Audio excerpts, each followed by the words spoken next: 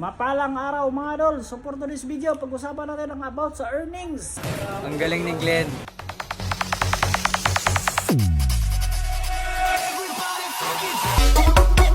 So yo, what's up guys? Ito nga pala yung earnings natin sa 1 million views versus Cardenas and Nauya the Monster mga kadol. So yan.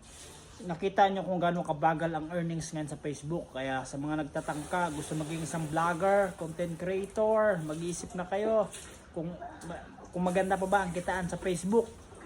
Napakabagal na ng earnings na guys. 1 million views, yan lang kikitain. Almost $10. Wala na dati guys sa mga earnings ko dati sa vlog. Ang 1 million views dati guys, pumapalo ng $100. Kung ngayon, yan na lang yung kinita. Meron akong 2 million views dati, 200 USD yung kinita doon sa reels na yun. Pero ngayon, wala na, $10 na lang natira. Wala pa $10 yan. So yun mga kadol, update ko lang kayo lahat. At sana may matutunan ka sa video na to. Ito ay pinaghirapan din natin to, mag-edit. So yun mga kadol, hanggang dito na lang. Maraming salamat sa iyong panonood. At huwag kalimutan mag-subscribe sa ating YouTube channel. And thank you for watching. See you to the next video.